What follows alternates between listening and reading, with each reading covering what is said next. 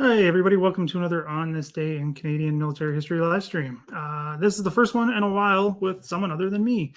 As I'm sure some of you know, I was away for getting married and honeymoon. And then, like I was just talking to our guest today, taking half a month off is not good for your productivity. So when I had to come back, I've been back for a while, but getting everything back up and running takes some time when you're a one-person shop. So anyway, so thanks everyone for joining us. Today's guest I've known for, I was just thinking about this, a long time now. It doesn't seem like it, but I guess it has been. We were both young, well, he's younger than me, but young PhD students when we first met years and years and years ago. So I've been hearing about his research and the plans for his book and all the other amazing, crazy work that he does that I'm sure we'll get to at the end, because I do want to talk to him about that, because he does all kinds of crazy different stuff, kind of like me. So it's always fun to talk about.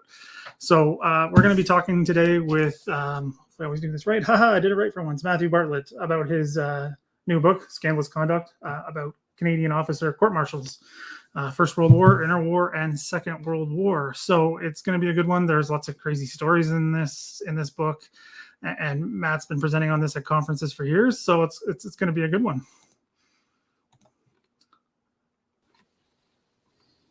Come on. Hey, Brad, we have known each other. Well, sorry, I'm having trouble here. All right, go ahead. Sorry about that. You say you're having trouble with the internet, and I'm the one having trouble. Well, thanks for having me on, and I'm happy to come on and talk about my book, and just all the great work that you do, and yeah. Well, thank you. I've been wanting, because I know, because of what we were just talking about, COVID and all that, there was some, I don't know if delays is even the right word anymore, but disruptions and things take longer. So we were just talking about that because, like I said, you've been talking to me about, well, we met, I was thinking about that Laurier 2016, I think. I can't remember. It was 2016 at the when Society Military History Conference in Ottawa. Yeah. That was good. So I've been hearing about your research for a long time, and kind of why I know why you kind of do this. But as I always like to, this is what I always ask for live streams when I have guests on, and not in a mean way. It's just, why this topic? This is a topic that is, I think, getting more attention. I know it is, and not just from you, but which is good, right? Having more voices is always a good thing. But why this topic of court-martials and officers specifically? What led you down this road? Oh, that's a great question. It's a fair question, because it's a surprising topic that people haven't really focused on before. Like, when you look at how much has really been done in the kind of martial justice field, not that much. So I began my PhD in 2014, and I was going to study shell shock, which led me to think about the concepts of honor, what constituted an honorable injury. And so as part of that dissertation, that as it evolved less into shell shock and more into questions of military honor, definitions of military honor, how it's conceived. So originally, what my book was supposed to be one chapter of my dissertation. And so it was supposed to be focused on the First World War, and one of the chapters was going to be about dishonor and officers' courts-martial. But as I started to study the topic, I started to become more and more fascinated with all these cases that were new to me, and is not a topic that was really discussed much at all in Canadian military history. I started to think, I think this could be the entire dissertation just of itself. And up to that point, I focused most on First World War history. And I became aware that the records of the Second World War are just as easily accessible online.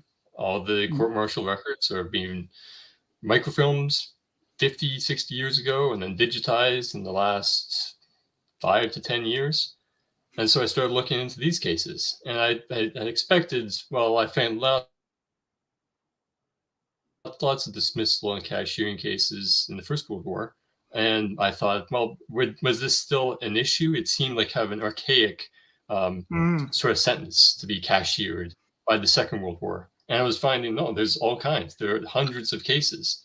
So it was sort of like a George Lucas situation of I took what was supposed to be a very small part of a dissertation, and I turned it into, no, this is now going to be the whole book. Right. And then from there, I thought, well, let's do an entire history of the early 20th century of Canadian officers' courts martial. Yeah, sorry, I just want to jump in. Matt's give me a warning that his internet might be a little bit shaky. So if he freezes on us for a second, we'll just we'll give him the extra time, and we should be good to go. Yeah, I've completely forgot about the medical part which is bad because you and me did a panel together on medical history in the First World War together. That's true, yes. I should not have forgotten about that. I literally did something with you on a medical topic and just completely forgot about my own work, which sounds like me, especially right now. But anyway, yeah. So like that evolving sense of honor, and that, again, I don't know. Sometimes the English language constrains what I'm trying to say. Not debate, but the whole, I don't know, rigmarole around shell shock, and is it a legitimate injury, and what does that even mean, and all of that is a fascinating topic. Of course, that's not what we're here to talk about today, but that's part of this, because you broke it into 2 world wars, which is something I didn't think you were going to do. I thought you would just focus on the First World War, but I'm glad you broke it out, because again, when I was reading it, I'm not like, oh no, you expanded the Second World War, it's not going to be good. I was just like, okay, what's going to be the patterns here? And maybe we can get to this a bit later. But it was surprising, to be honest. I was very, very surprised at your conclusion and where this ended up. It's not what I thought was going to happen. So it's interesting to me for that alone. Is you expanded it to the Second World War, which is more my area, right? My focus has usually been Second World War. So it was great to see that you did an amazing job with it and expanded it. So with that said, I did want to ask about this evolving sense of this. I guess we'll just go right to it. The officer and the gentleman part is the thing that really struck me, as I'm sure anyone reading this will be struck by, because that is a thread that goes through it. Can you explain kind of a little bit, you do in the book, a little bit of the history behind that and all these different terms that get thrown around, right? Like cashier, like a lot of people don't, what does that even mean? Like what is that, right? So I wonder if you could just do a little bit of a background on how the Canadian Army got to this point in the First World War.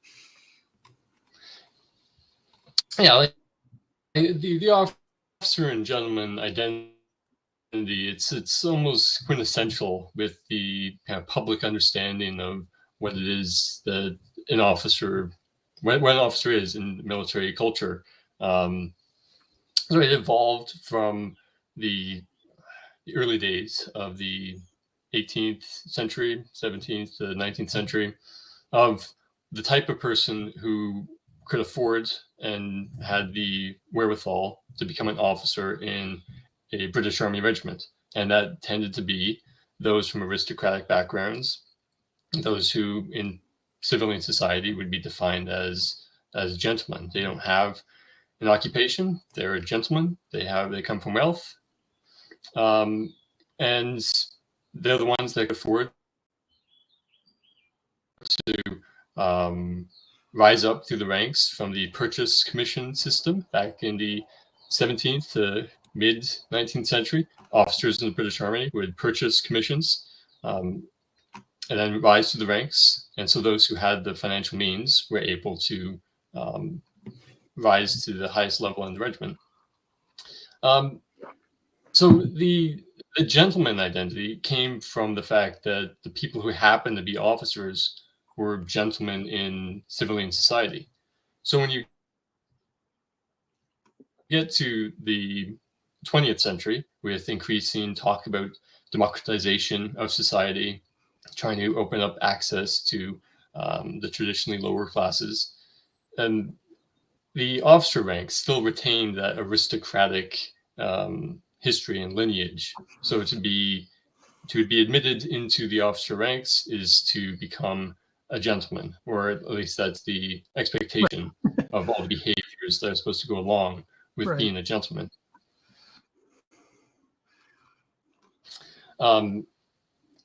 So I can get into a bit about how that relates to the Canadian context, because Canada in the 19th century or 20th century had a different, slightly different class structure than kind of a aristocratic British hierarchy. But as the Canadian militia, it still wanted to retain and promote that what they thought was a traditional British perspective of being an officer and a gentleman. Right. So Canada, creating its militia, still had to use all kinds of vestments and the trappings of being an officer in the Canadian militia. Now, by the time of the First World War, when there's now a need for a mass increase in officers to fill the Canadian Expeditionary Force, it required expanding beyond that traditional class of officers and gentlemen, those who were in the militia, those who were of upper middle class or upper class backgrounds. So then it became officers would be commissioned that weren't of that traditional aristocratic background, and then they'd be known as, sometimes derogatorily, as temporary gentlemen. And so part of what I talk about in the book is how this idea of temporary gentlemen was how officers who became temporary gentlemen attempted to work within the bounds of being an officer from that kind of traditional background of the behaviors and the expectations that they're supposed to have. So for instance, financial propriety, they're all supposed to know how to use checkbooks. They're all supposed to know how to do these kind of upper class things.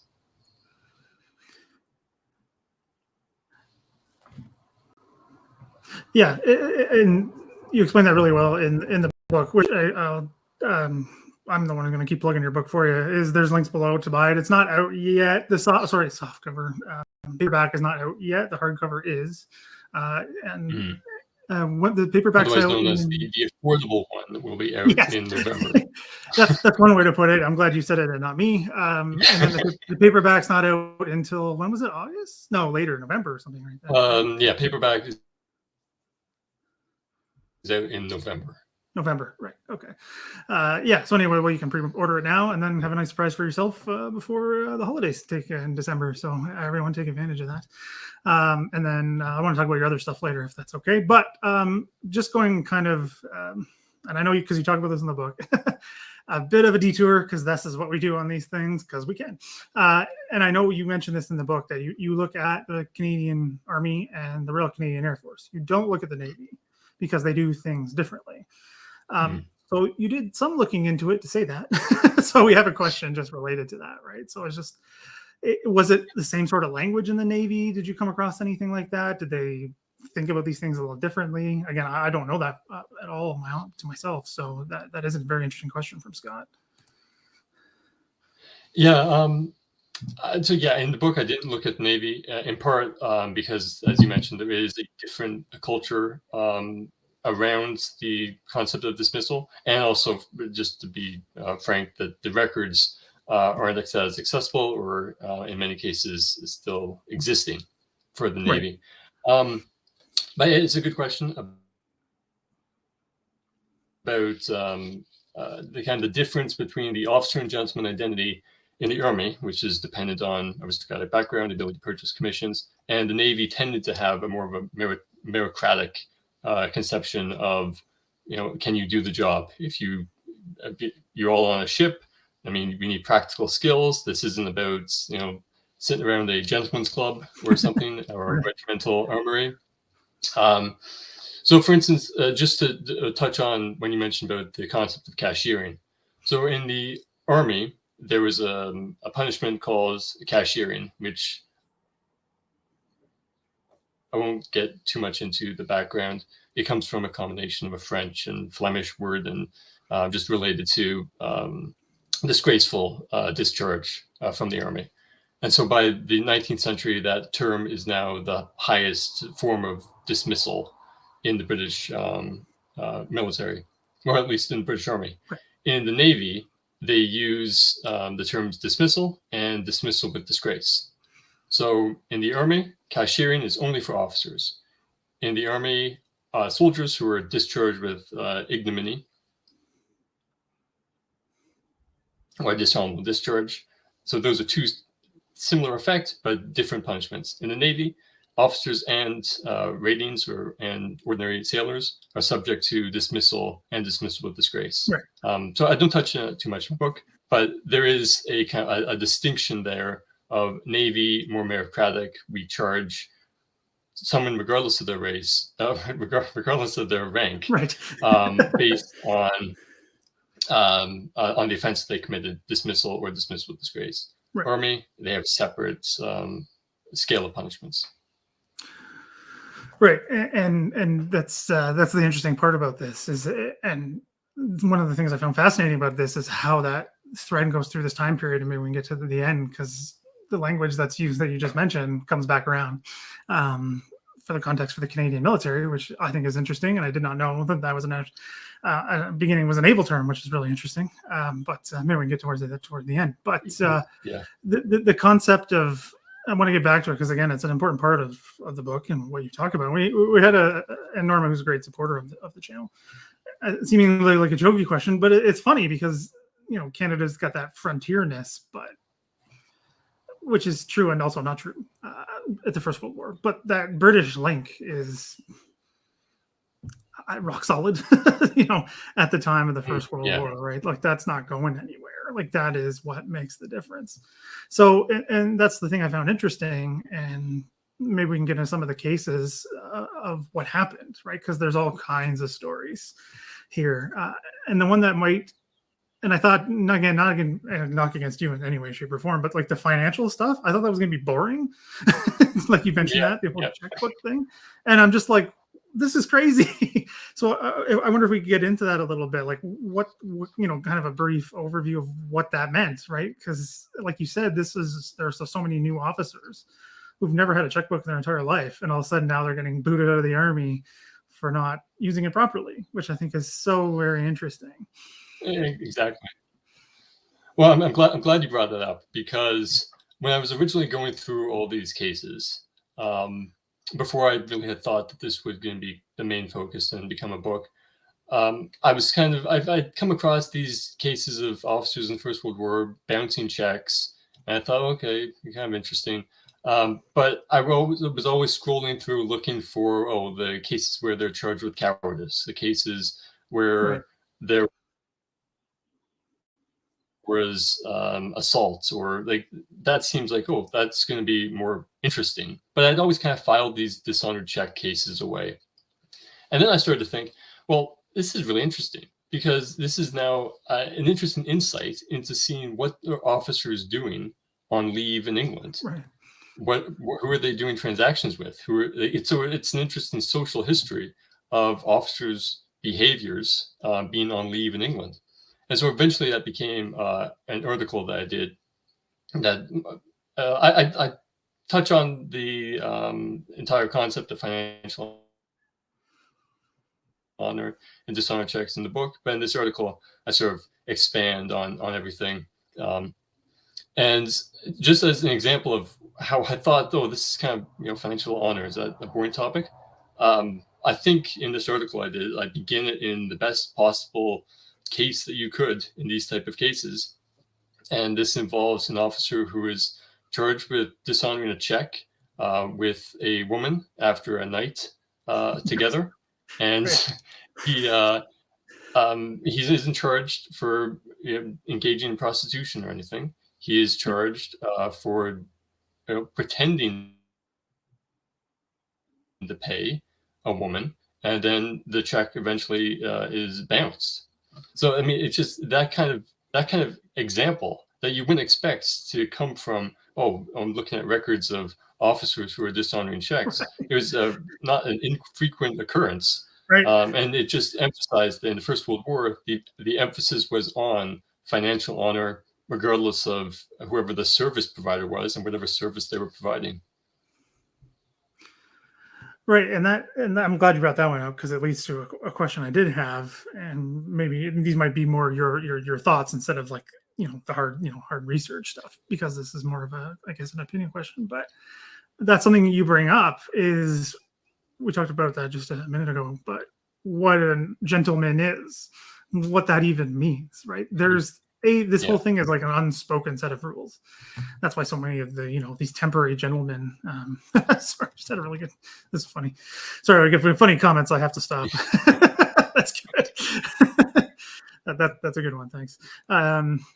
Anyway, sorry. See, I lose my track of thought from these funny comments, but I have to bring them up because they kill me.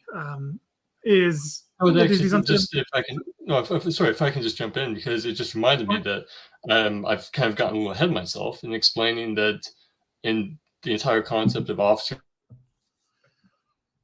and gentleman, there's the specific charge under the Army Act of Section 16, which is conduct unbecoming an officer and a gentleman, and so that's where the title of my book comes from. So it's acting in a scandalous manner, conduct unbecoming an officer and a gentleman. Now, a lot of what my book is about tracing how that charge shifts over time. Right. So in the First World War, that charge is used to prosecute overwhelmingly check frauds, which, as I mentioned, can sometimes involve paying for, or at least attempting to pay or pretending to pay for prostitutes. And then it shifts to the Second World War, where it becomes much more about a question of morality and general decency than financial propriety. Right. Yeah, because that was something that, well, this was a thread for both of the wars, and it's not really for the interwar period, I guess, in the examples you use. But and something like this, again, I want to get your kind of thoughts on this, is the whole, you described it really well, now it's escaping me in the book, about this in terms of sexuality, in terms of, how the way you described it, I can't remember, it's going to bug me now, but like, officer and a gentleman is supposed to know about these things, but still be modest about it, but still know about it. Like, I think that's just a perfect example of this. Exactly. It has to do with the contradictions. Right. Yes. Yeah. It's about the contradictions at the heart of this gentleman officer identity. That on the one hand, there's expectations of being sexually virtuous, right. But on the other, it's also expected that men of that era would be courageous and would be risk takers, and would have sexual knowledge. So there's, just to go back again, because I'm just fascinated with dishonored checks. There's an example that I use from the British Army. It's too good not to use, of a father who contacts the War Office after his son is cashiered for dishonoring a check with a prostitute, and points out how ludicrous this is to charge, because there is no law that says that that's required. So other officers could act in an ungentlemanly way of not paying at all, and they could get off scot-free. Yeah. Meanwhile, his son pretended to pay with a bad check, but then he is charged and cashiered for defrauding a service provider. Mm-hmm. And in the end, there's nothing that the father can do. But again, just to go back to your point about the contradictions at that officer and gentleman identity, that you're a gentleman if you don't pay, but you're ungentlemanly if you at least attempt to. So if you attempt to pay, but you can't, but you still did it, that's bad. Yeah. But if I was going to use it, I almost did a slip there. If you do not, I was going to say, if you stiff the service provider, in terms of payment, that's fine. Like, it's just, that's something that runs through this whole thread, through the whole book. The whole idea is just contradiction on contradiction. It's just sort of ad hoc. It's just, again, depending on, like, and this is something I really enjoyed about your book, is the way you organized it, which I always am, as a historian, right? I love how people organize their work, but you did it in a really good way because, well, there's a built-in organization system here that maybe we could touch on a little bit. Because obviously this is Canada and the World Wars. There's what's going on in Britain and a little bit back at home, and then there's the front line, which are two distinct, seemingly, environments of what's going on here. And maybe we could move into more talking about what was seen, or what the discipline was around in the front line for officers. Because, and just before you answer that, there's that whole stereotype myth view of the war, right, of the officers doing nothing, letting their men die on their own, charging machine guns for no reason, which is not true. But some of these officers are dismissed or cashiered, or depending on the technicalities, are removed from service because of things at the front line. And I wondered if there was any cases that really stick out to you, of the First World War particularly, of kind of encapsulating this difference. Yeah, and just to kind of emphasize your points and kind of preface what the cases that I'm going to talk about, that the casualty rate of junior officers in both world wars was tremendously high. Oh, yeah. So these were in tremendously dangerous positions to be a platoon leader or a company commander. So the cases that I look at are examples to emphasize the precarious nature of that service, that there's an expectation that you need to lay down your life in service for your men. And the cases I look at are ones where they are charged with cowardice or charged with negligence. But in the First World War, and really in both World Wars, it was a relatively rare charge to have an actual charge of, say, desertion or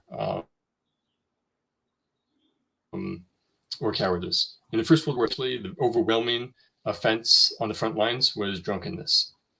So officers, as the ones who were supposed to give out rum ration, had access to rum. So a more likely temptation in the stress of living in the front lines to indulge and sometimes overindulge.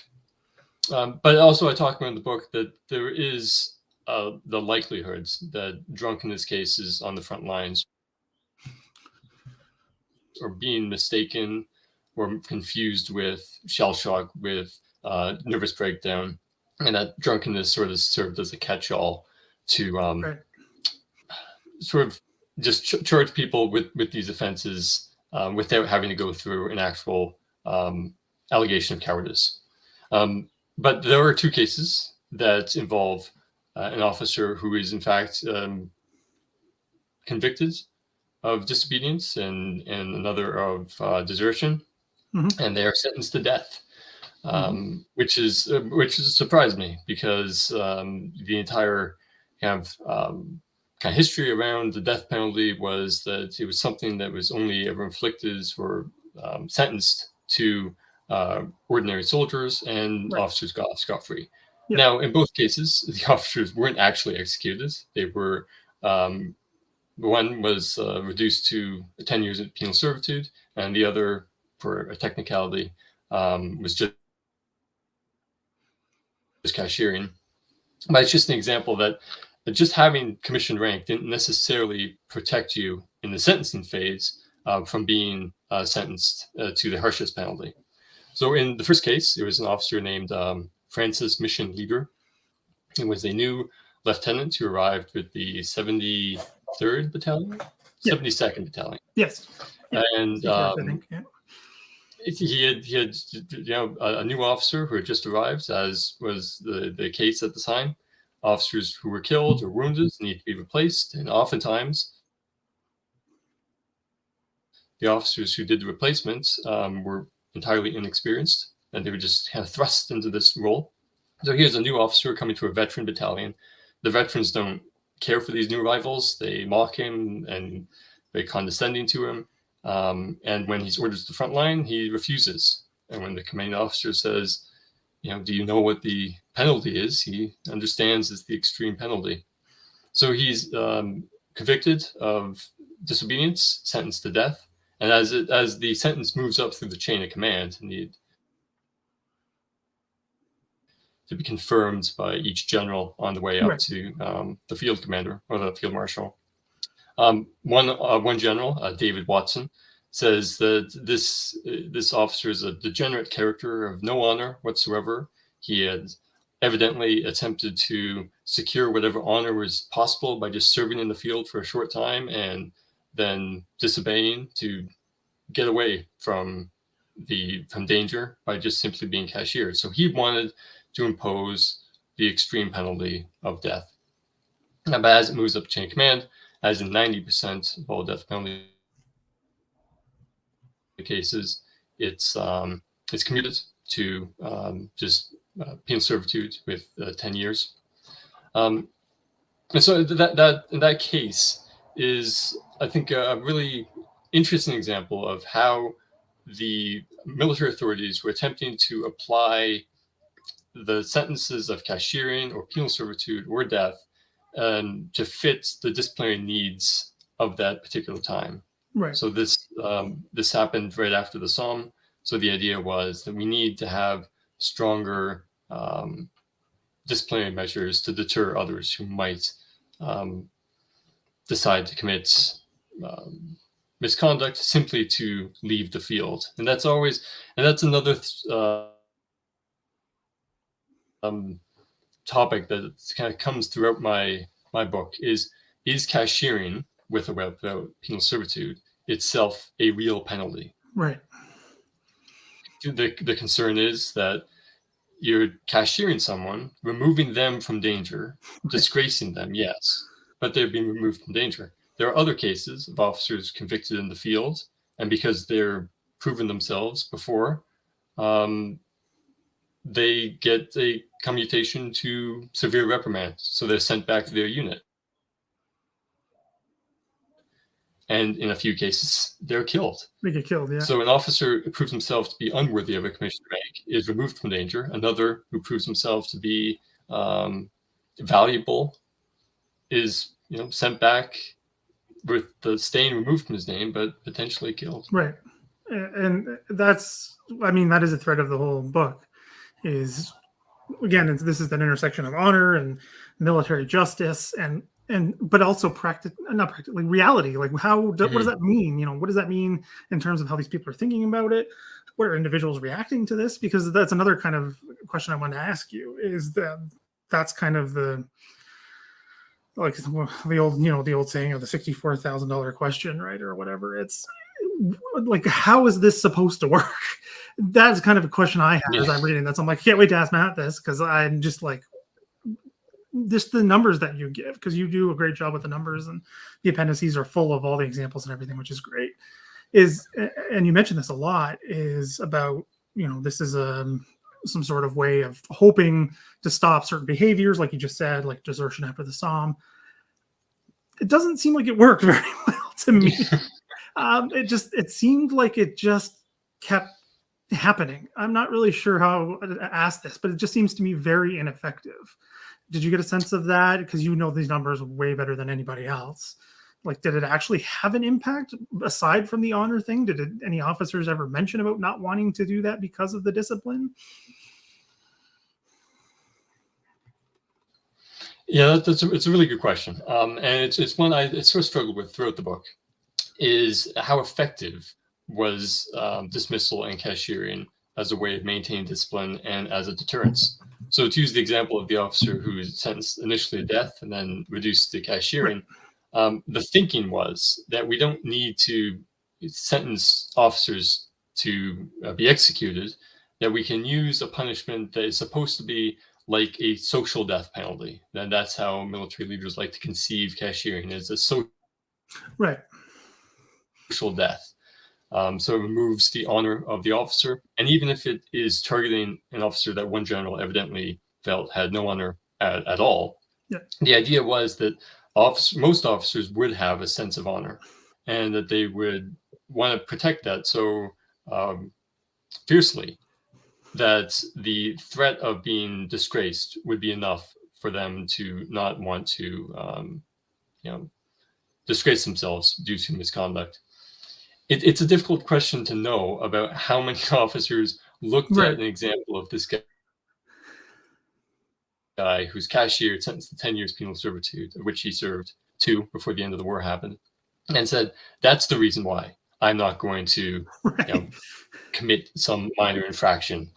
I think that you can look at the numbers and see that when you compare about just under 25,000 officers in the Canadian Army in the First World War about 45,000 officers in the Second World War. The cases I'm dealing with are about 500 courts martial in the First World War, about 600 to 700, maybe more than 700 in the Second World War, of which maybe a third of each of those totals are sentenced to dismissal and cashiering. So I don't want to give the impression that this was a rampant problem of officers of committing misconduct. Instead, what I'm looking at in the book is how the sentence of dismissal and cashiering is used in a specific number of limited cases to hopefully, from the military command's perspective, to enforce deterrence and good discipline. Because just from a practical standpoint, you can charge every instance of dishonored checks in the First World War, every instance of drunkenness in the First World War. You can charge every single crime of absence without leave in the Second World War. So the idea was to find these individuals who, it could be a range of reasons why they were picked to be dismissed. It could be timing, that they happened to commit an offense at the time when AWOL is a particularly big problem, where dishonored checks is particularly a big problem. What I found quite frequently, it was officers who were already sort of targeted or sort of looked on suspiciously due to their own sort of eccentricities, that they didn't seem to fit into the officer rank. So it wasn't even so much of the crime that they committed, but the crime that they committed offered an excuse to military leadership to get rid of someone who they felt wasn't worthy of commissioned rank. Yeah, and that's a thread that goes through the whole book. That I think is another interesting part of this is, again, it's that whole back to this definition. Like, how do you fit that? Do you fit the mold? What is the mold even? What does the mold even mean? Right? Like, or did you just piss off the wrong guy on the wrong day? Like that. It seems to me like that happened frequently. It's just that you rubbed the guy the wrong way, and this is what happened. And this is just the extreme examples, right? Because you also, one thing I did want to just touch on real quick, because then we have a good question actually that we need to help us move us along is. You talk about is this administration dismissal, right? They just use the process of bureaucracy to get rid of people. And you look at that too, but it's not quite the same because of all the definitions, legal and otherwise, is just to me an interesting part of this as well. But anyway, I just want to get that out. So this is a good question from Scott anyway. And I can't remember off the top of my head, but were there any Canadian, and we'll just explain this to the whole book, discipline for disciplining soldiers. I don't know if we're thinking like, a Patton here slapping a guy. I'm not sure what Scott is asking specifically, but maybe something like that. I think I remember one where there's like physical violence, but I'm sure there was more than one. There were a couple. It became more of an issue in the Second World War. You would see more cases of officers being charged with disrespecting subordinates, especially in the British Army and in the Canadian Army. But in the First World War, a few cases come to mind. So there's one of a new officer who was commissioned in Canada, so he hadn't served in the field, goes over to England and then serves as a reinforcement officer to one of the battalions. And he yells at a sergeant. He's allegedly, the officer's drunk at the time. And the sergeant had, I believe, won his stripes in the field. So he was someone that's been in action for at least 6 months or so. And the officer is berating them and saying that I'm an officer, you're nothing but a thing, just a damn thing. And he's charged with drunkenness and dismissed in part for disrespecting a subordinate. And so it's a theme that I touch on in the book, not maybe too deeply, but about the change in attitudes towards honor, about who gets to claim honor. So this officer felt like because of his rank, he gets to claim that he is a more honorable person and could disrespect a subordinate. Whereas the sergeant felt like he was being dishonored as a man who had served in the field, who had won his promotion in the field. And there was an example of the kind of shift in kind of societal military attitudes towards who whose honor is supposed to be respected. There's another case of an officer who's charged with conduct unbecoming, First World War again, and he leads an assault on a black soldier with a number of other white soldiers. And the racial component was part of why he was convicted, but the main focus was that this officer was wearing a private's uniform at the time. So the reason why he was charged with conduct unbecoming was the fact that he led the assault in a private uniform, which was seen as kind of disrespectful to his own rank, of not kind of projecting the rank he's supposed to have. Right. Which just, sorry to jump in there, but that just teased all this up. It's not about, tagging as a subordinate on basically a hate crime. It's because your commission, how dare you put on that uniform? Like, and just there's so many cases like that you bring up in the book, and there's one I want to talk to you about in a minute. But if there was other ones that you can think of, maybe in the Second World War, because I can't remember if I'm remembering it correctly, but I thought there was some where he punched a subordinate or something in the field. I can't remember if I'm remembering that correctly or not. Yeah, there were a few cases of officers.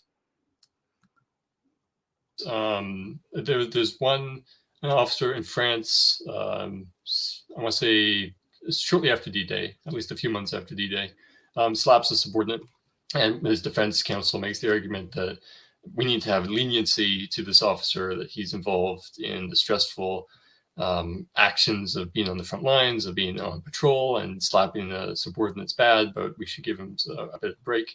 That officer wasn't dismissed. He was severely reprimanded, which just indicated that it was a problem, but it wasn't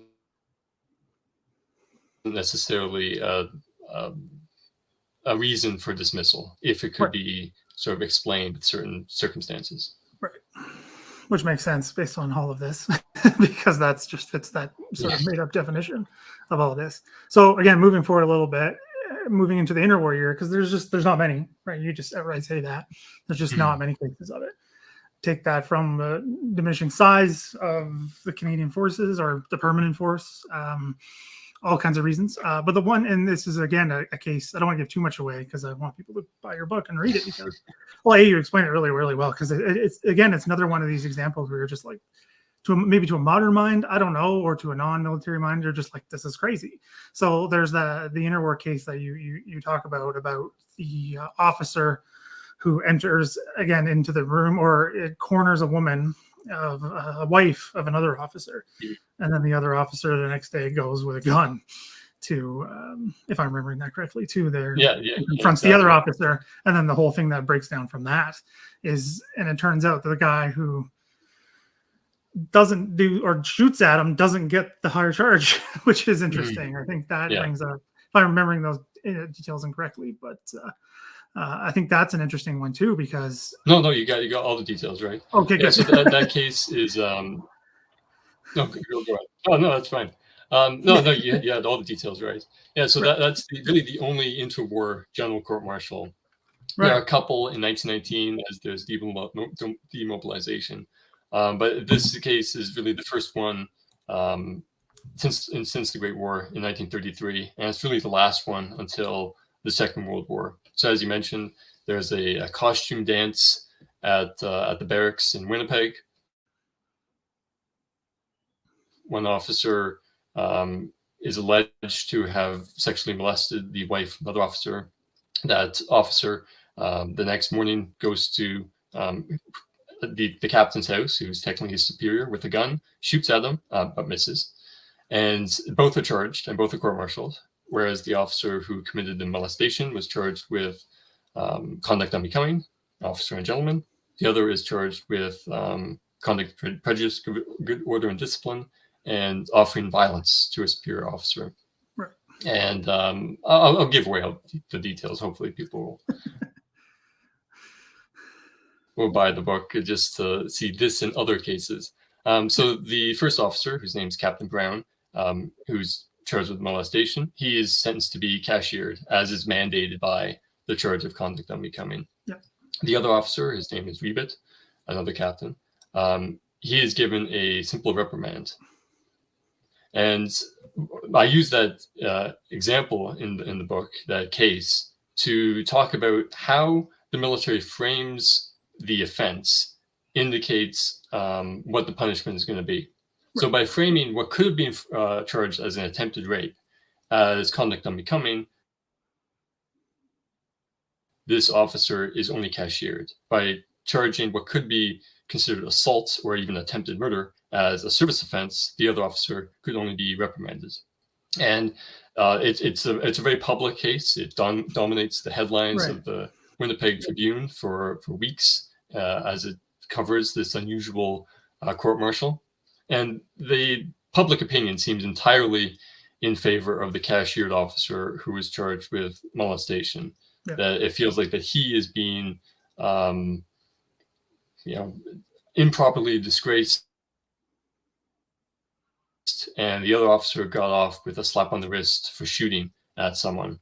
And that itself is an interesting insight into the culture and society of the time. That's, this, what could have been a rape, or at least attempted rape, was seen as just a domestic affair that's shouldn't be charged as military offense, and that's the officer who was, from his perspective, defending his honor by going to the aggressor's house to take a shot at him. He's the one that the public opinion is completely against.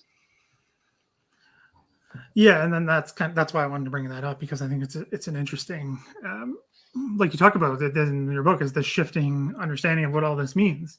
And the public opinion one is really interesting because it doesn't really come up in other cases, right? Not in the wartime anyway. Like you mentioned, like families are writing to the government officials and things like that, but it doesn't have this, because there's other things going on, frankly, attention of the Canadian public, or even in a local case like this. Exactly. One. Yeah. Yeah. It's a really interesting. And there's also wartime censorship that would have been involved in that case. Yeah. It's just so interesting that how people come down on this. And then another thing you bring up in the book is that there's a difference here. It's the military law isn't about necessarily the law. It's about keeping order and discipline, whereas civilians expect the other thing, which I think is interesting. But again, we'll move quickly on, because there was something I did want to touch on, because you did, in moving into the Second World War, because you include the RCAF officers as well. We had a question much earlier, see if I can find it, talking about, I forget the lack of moral fiber in the RCAF. I just had a quick question of, do you find the origin of that, why it's called that in the Air Force?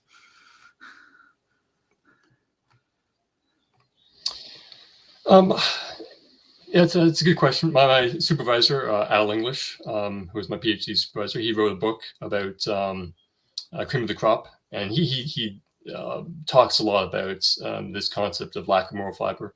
So I can't say exactly where it came from, but it does relate back to a point you were making about the administrative punishments that were inflicted on officers. So in a lot of cases, a court-martial would have taken up a lot of judicial resources. It's also difficult to prove an offense beyond reasonable doubt, especially if you know what the end result you want from the military's perspective. You want to remove this officer.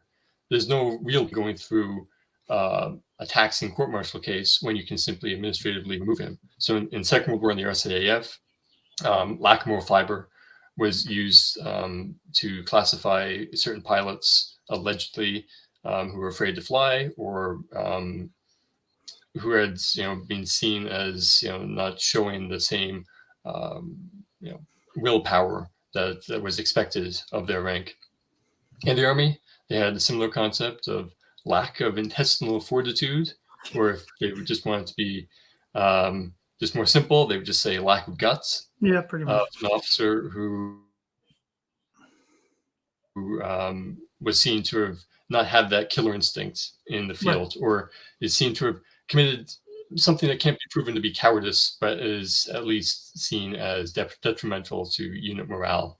So all these sort of administrative classifications of lack of moral fiber, lack of intentional fortitude, ineffectiveness, services no longer required, surplus to requirements, all of those could be used to dismiss or remove officers without going through the process of legally dismissing them in an official capacity by court Right. martial. Yeah, I mean, it makes sense when you read it in this context, right? Of the bigger picture, not just because Norma was talking about, who had the question, by the way, was a book about talking about that and the RCAF, and I've had other people ask about this over the past couple of days about that, because I think it's one of the better known examples, right? The lack of moral fiber, talking about the RCAF, and particularly with Bomber Command, it comes up frequently in those who are interested in this topic. So it's an interesting one. I don't want to talk about that anymore because I want to get moving, because we're getting close to the hour mark. I like to keep it around, but there's one thing I did want to kind of talk about, and then I want to move to something completely different at the end. And one of the parts I found the most fascinating, and a topic I've become increasingly more interested in, is like the immediate post-war period. I'm talking like VJ Day to like, I don't know, like 47, 46, and all of that. But particularly, and this is something that I did not know, is the war gratuities and how that worked with those who had been removed. That to me is a really interesting part of this book that I knew next to nothing about. And I've looked at this extensively because of Hong Kong, right? Because I looked at this because of the way the government handled those who were in, Japanese captivity for so long, and things like payments. So it's an interesting other little wrinkle to this, is that those were charged and cashiered or dismissed. Again, the definitions start to change a little bit. Get the war gratuities, which I think is really, really interesting. I'm wondering if that was a surprise to you to see this come up.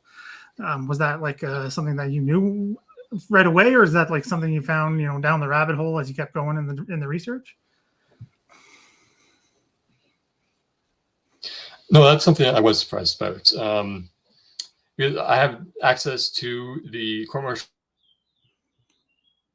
files, and you could see all the circumstances behind their charges and their convictions, but it becomes a mystery of what happens to these ex-officers after they leave the service. Right. And so I thought, Second World War, I knew that there was a much more comprehensive social support system through the war gratuities and other financial benefits of ex-service people in the Second World War. And so I naturally assumed that those with dishonorable records would have been simply denied these benefits. Yeah. And I was surprised to learn that, in fact, the vast majority of them eventually qualified. And it goes right back to, what is the nature of dismissal and cashiering? Is it a real offense? Is it a real sentence? Is it a real punishment? And how far should that punishment last into someone's civilian life? So there were debates at the time in the Second World War of, are these gratuities, are they entitlements that a veteran has earned for their service, regardless of how it ended, or is it a reward for good service alone? And for a time, the military wanted to say it's a reward for good service. It was useful for disciplinary reasons of saying that, perform well, and this is something that you can receive. It's a little less easy to make that case when it doesn't matter how your service ended, you're still going to be able to benefit. Right. And so after the war, there's a question of, should these ex-officers qualify? And the argument went that these are entitlements. They had served their country. They may have ended their service in disgrace with dismissal. Arguably, they still contributed more than those who had refused to enlist to begin with. So in the end, they were allowed to claim their gratuities up to certain points. They depending on when it's defined that their service had come to an end. Right. But in very few cases did I find that officers were denied. Usually it was someone that was, kind of just beyond the pale of criminality, or there was one case of an officer who was seen to be defeatist and possibly pro-Nazi, and so he was denied. But for most of the others, even those who had in one case fled battle, another case had committed manslaughter, they eventually qualified. It was delayed because of the need to have petitions, but And yeah, I don't know what the exact takeaway from that is, but I think it indicates that they were veterans. I mean, they were veterans regardless of how that service came to an end. Yeah, and that's kind of why I wanted to bring it up, because I think it's an interesting thing to think about, because the post 45 period is the government, and again, you can go on and on about, you know, why King did it and what he was trying to accomplish. Was he trying to help the country or himself?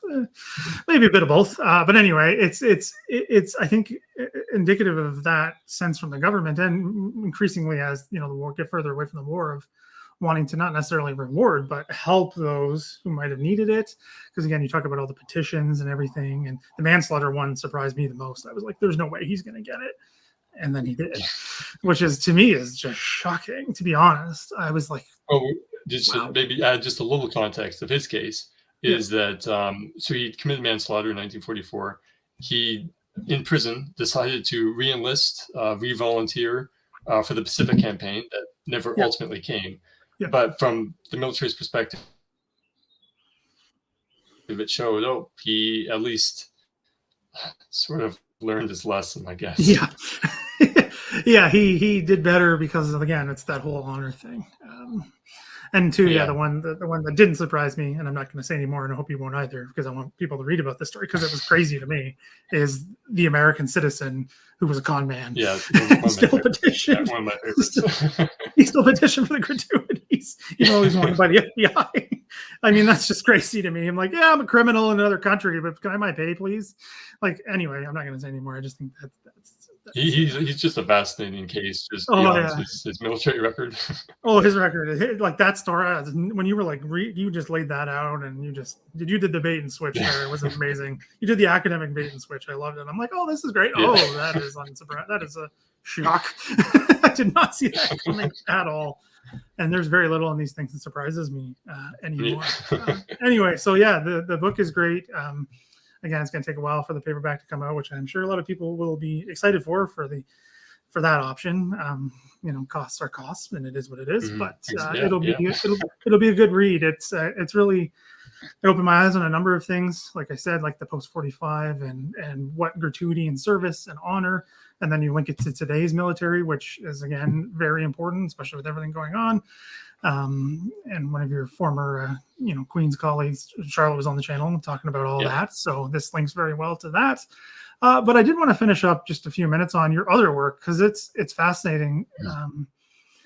Those who might not know I linked your website down below, which is cool because you look at everyone, right? Every battalion commander from the First World War, right? And see, just a couple left, I think. Yeah, you're very close. I need to get to, But the thing is, and it still amazes me that you do such an amazing job with this, is the illustrations. You're an illustrator and a historian. I have like one set of skills, and you have many, and I'm just like so jealous that you can do these things. Like you can combine them together and do this work, because you did a postdoc at the War Museum. I was working there for a short period while you were there, and you did a graphic novel. You've done several. There's one coming out this summer, which I'm really excited for, on Hill 70. Finally, it's going to be available for something for purchase, which we've discussed many times. We can if our people are interested, I can talk about that later. But it's just and I've linked that down below, because that comes out July, right? If I'm it should be mid-July, late July, I think. Yeah.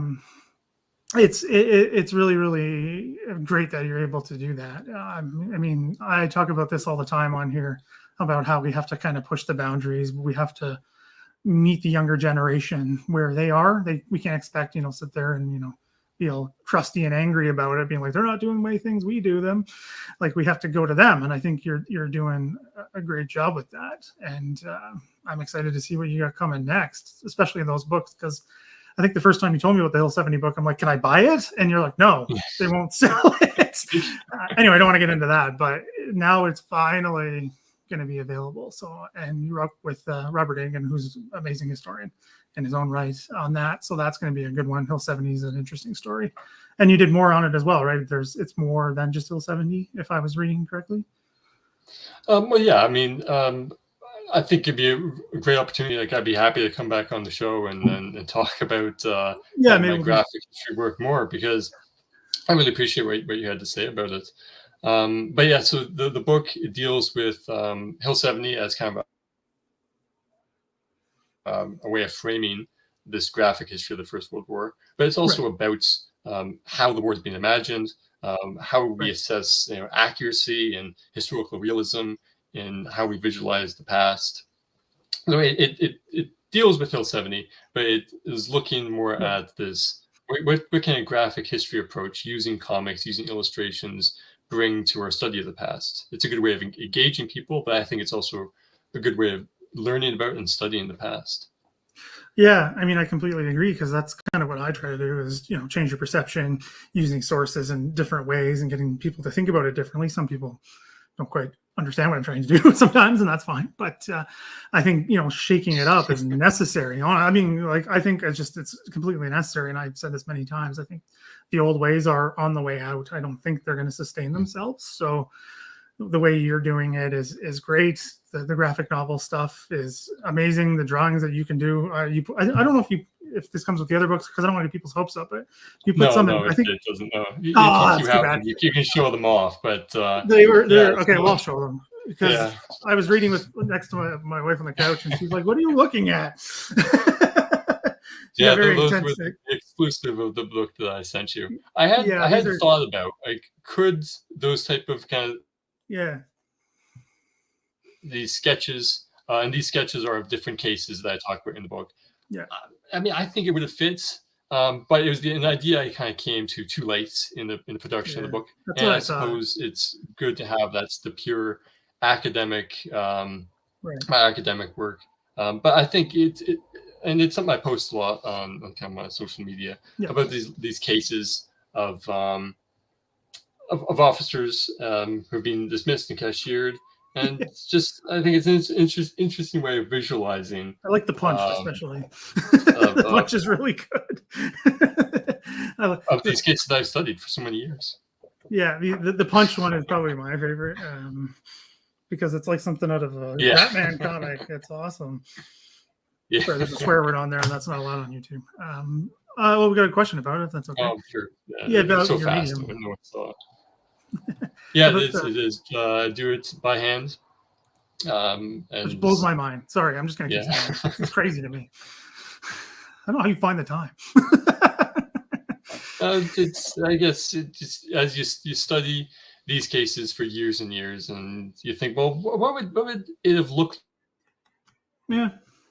like? And it's something that I think is really helpful, of being forced to think about, what would these cases have looked like, beyond just kind of an abstract understanding of the little details that you might read about, but what was the environment? What was the setting that these cases happened in? Because a lot of the times you don't really have time to dig into those details. You're just trying to find out who was dismissed, who was cashiered, what was the circumstances. And it's really interesting, all the details that you can learn from being forced to visualize them. Yeah, I mean, kind of related in what I try to do sometimes with the YouTube channel is when I was studying this stuff, particularly back in a seemingly a lifetime ago as an undergrad, I could be reading about things and there's descriptions and all this stuff. I'm like, it's just simple little things that are I found one today of because you always hear about, for the anniversary that's coming up for Normandy, them literally climbing down the side of the boat into the landing craft. I don't know what that actually looks like, right? What does that mean? But I found video and now I know, right? Or another one, they were firing artillery from one of the landing craft onto the beach. What does that even look like? Now I know, because I went and dug. But anyway, that's kind of the stuff that the way I like you are doing, the way you're doing it. And it's great. And I'm sure lots of people will be excited once this stuff is fully out, because I'm going to be one of your cheerleaders, whether you want me to or me or not. It's going to happen, because I'm just excited for a new way of doing this stuff. All the time. I appreciate it. Every time something new comes up or a new approach, I just cling on, and I'm like, we're doing this. I'm going to be cheering you on the whole time. If you don't mind, we get just over the hour, but it's an interesting question that I did want to talk about, but just skipped my mind. A question from the Great Dominion. If you don't mind, we can just probably end up around this. It says servicemen, but I know because you focus on officers. But if you know, that'd be great, about self-inflicted wounds. Or just how much that happened, if it didn't happen that much. On occasion, it did. So just to talk about the kind of my graphic history approach of using comics and illustrations. So on my sites, I have a case of an officer at First World War who returns after serving on front lines in June of 1915. He's promoted to a colonel to raise one of the new battalions. He's wounded in action, and when he gets this promotion, his fellow officers back in France think, we know exactly what happened. He had allegedly shot himself. Right. So here's an officer who shoots himself, is treated as an honorable wounded casualty, is given a promotion. He disputes this charge. He's brought back to France. He's court-martialed, and he's cashiered, stripped of his command. It's a rare charge. There are at least 2 officers in the First World War who were charged with conduct unbecoming an officer and gentleman, and which is used as the umbrella term for self-inflicted wound. A few cases in the Second World War, none that come to mind where the officer is dismissed. There's one case of shortly after D-Day, an officer is accused of self-inflicted wounding. And it's a really interesting testimony that he gives, because he really digs into the idea that you can't determine who's going to break, who's going to crack under the pressure, who isn't. So he's asked about his own soldiers, and he says, I thought some of the ones that seemed solid, they broke quickly. Some of the ones that seemed more passive and shy, they're still holding on. Yeah. In his case, I think it was ruled that it was ultimately accidental. He may have been convicted, and it may have just been a reprimand. I can't remember the exact details on that, but it's always a difficult case to prove, and it's a difficult charge to bring against someone. So it wasn't frequent that officers were charged with self-inflicted wounding, although it did sometimes. Right. So. And again, I think because who asked the question, the Great Dominion showed up later in the thing, and I think this goes back to what we were talking about at the beginning, the questions of honor. The institution itself. If you're bringing these charges up, you better be able to back them up, because that's going to cause all kinds of ripple effects on honor of all kinds of different people. So I think that's a great way of maybe looking at this. Yeah, and understanding. It is. It's really interesting. It's an interesting charge, because it really does strike at the concept of honor and dishonor. About if it's a legitimate wounds, then it's conceived as honorable. Yep. If it's questions, then suddenly it enters this gray area between dishonorable, self-inflicted, or possibly honorable taken in action. Yeah, and it's great. And I don't know why I just thought about this, but I think this might be. I want to end with this because I think it's hilarious. Now I just think I decided my favorite one that you talk about is alcohol related. It is I don't know, I think it was cashiered or dismissed. I don't remember. He was drunk at another court-martial and got cashiered for being drunk at a court-martial. That one's probably my favorite, because it's like, come on, man. And he tried to fight that one, and that one to me. Well, and he had also been charged with drunk driving in Italy twice before. He'd been acquitted. And then he was picked to defend a soldier for another offense, and evidently showed up to the field general court-martial drunk. And so as the result of his involvement of someone else's court-martial, he himself is court-martialed. Defends himself, which is usually not advisable in these sort of situations, and he's dismissed. Yep. That's probably, I don't know what that, again, I'm not sure. That's another thing I love about this channel. We don't always have to have the great conclusions. This isn't an academic thing all the time. I think that's a fine way to end it. I think that's just to be like, yeah, okay. Getting dismissed for actions at another court-martial. I don't know what to take from that, but it's kind of funny, especially because he'd been charged and acquitted before. Right, it goes right back to the circumstance and bad luck sometimes. Sometimes maybe he was pissed off the wrong guy again, or he was really favorable with others. Who knows? Yeah. Anyway, so I'm just going to sign off on me, and then we'll come back and say goodbye together. All right? Oh, that sounds good. So thanks everyone for watching. Thanks for coming back for the first live stream with a guest in quite a while. I really appreciate those who came and watched the live stream. Thanks for your great questions and insights. As always, I really appreciate them. And thanks again for anyone watching later on. For those of you who aren't already, please subscribe and like and leave comments after. That again is great because it helps others discover the videos and the channel. which helps it grow. And that's just how the system works. So if any help you can do in that way, it's greatly appreciated. Also, if you aren't already a patron, please check out my Patreon account. You get all kinds of benefits for just a couple bucks a month. A little bit helps a long way. I think I'm at 49. Getting to 50 would be just pretty cool, especially towards the end of the month. So if you aren't already, that would be great. Getting that kind of support to help keep the channel going. So just real quick, there's nothing planned quite purposely until the 2nd of June. That is when the OTD Normandy month, as I call it, is starting. I have Nick Stanley on, who's already been on the channel, did a great show on minesweeping and the shelled. A lot of you really, really enjoyed that one from the feedback I saw. And he's going to be talking about the Canadian minesweepers who helped clear the channel up to the run-up of D-Day, particularly the area that led up to Omaha Beach, which is really, really interesting, a Canadian connection to an American beach.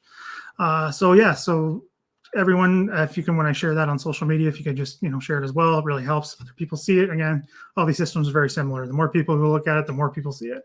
It's just the way it works. So if you could that really is really, really helpful. So I'm really looking forward to the Normandy month. There's a lot of programming, and I'll be releasing more and more details the closer we get, just because I'm still wrapping up some projects as the life goes. But again, and thanks everyone for the nice comments about coming back, about me being back on and watching again. It's really, really appreciated. So thanks for coming on again, Matt. Did you enjoy coming on? I did, yeah. I thought it was a lot of fun, and thank you for all the work that you do. I mean, you're at the forefront of promoting Canadian military history and now military history generally. I mean, it's fantastic. Yeah. So I'm happy to come back on if it when my Hill 70 book comes out, or there's lots more cases to talk about closer to when the paperback of Scandalous Conduct comes out. So I'm happy to come on anytime. Oh, I'm going to have you back. Now that you've said it, you're coming back. Because I want to get into a little more than a few minutes of the illustrating and how history is conceptualized. And again, just maybe even just getting into what we think history is going to look like, right? As well, again, I'm relatively still young about what we think. We're both PhDs, but we do different ways, right? So I think it would be a really interesting discussion to kind of get into that in the future, and especially because Hill 70 will be in August, right? So it's always good to do some Hill 70 programming as well. So so thanks again. So I'll definitely be in touch about that. And again, everyone, thanks for watching, and I'll see everybody for the start of OTD Normandy month in June. Everybody, have a good rest of your day.